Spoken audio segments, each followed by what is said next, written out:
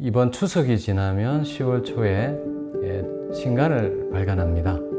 책 제목은 당뇨 고혈압이 지적되는 40의 습관혁명입니다. 바로 이 책입니다.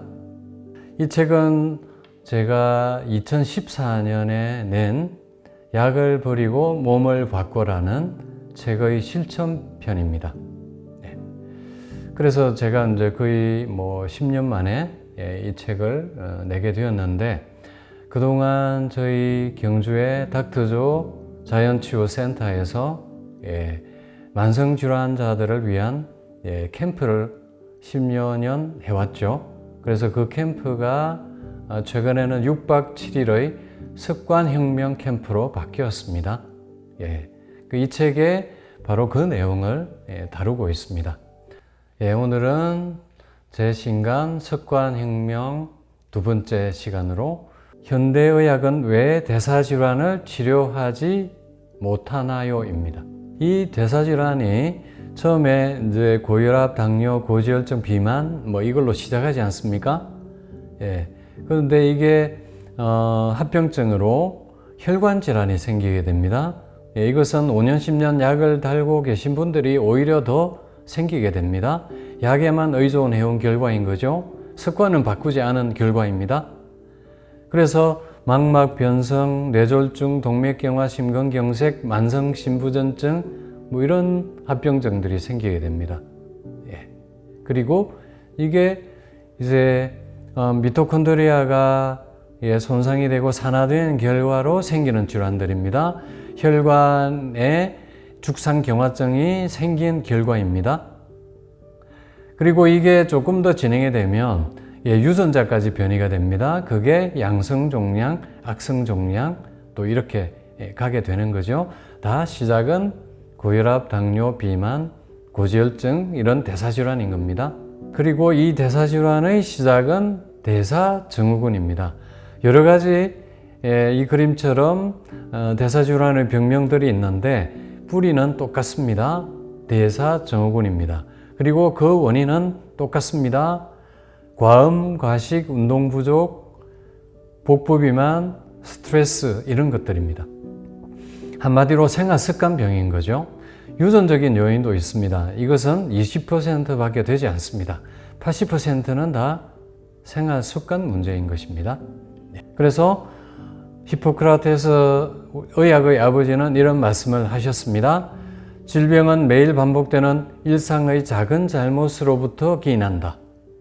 일상의 잘못이 충분히 쌓이면 질병은 어느 날 갑자기 나타날 것이다. 이렇게 2300~400년 전에 경고를 하셨습니다. 이미 우리가 만성질환, 대사질환의 원인을 생활습관병으로 규정을 하셨습니다. 그리고 이것이 우리가 인체에서 진행되는 과정들을 말씀을 드리면 이 저울을 보면 잘 알 수 있습니다. 왼쪽은 활성산소입니다. 이것은 이제 과도한 활성산소가 생기게 되면 이렇게 기울어집니다. 근데 이것을 억제하는 능력이 오른쪽의 항산화 능력입니다. 이게 활성산소가 세포를 파괴하는 폭탄이지 않습니까? 이것을 억제하는 능력입니다. 그런데 이것이 제대로 유지가 되지 못하면 또 가벼워지겠죠? 또 이렇게 기울어집니다.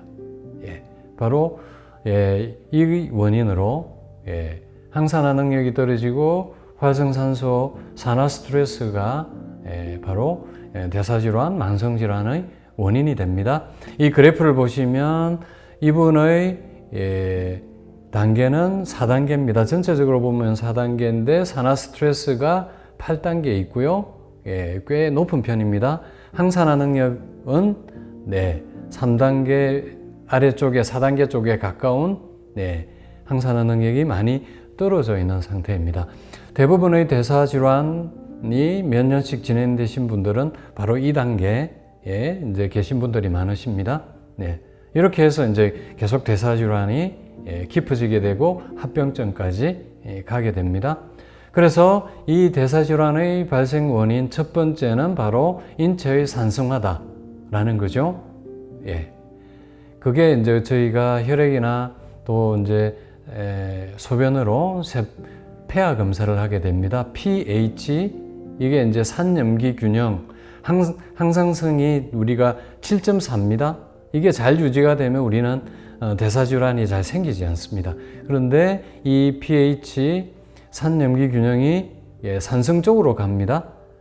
그래서 7m로 떨어집니다. 대부분 6.5m로 떨어져 있습니다.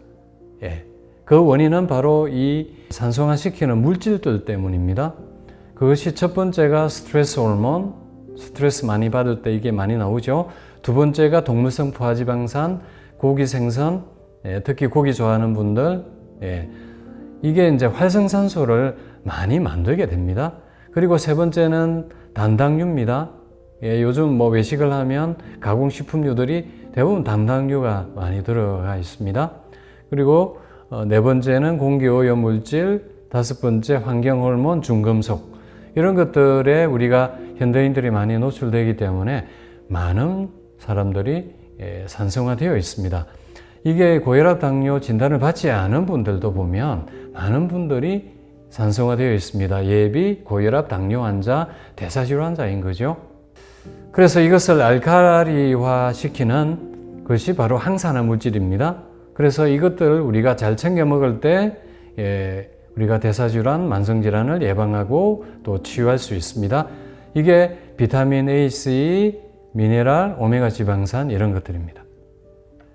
그래서 이제 이 산성화되는 게 이제 가장 근본적인 문제가 되고요. 산화 스트레스가 가장 기본적인 원인이라는 겁니다.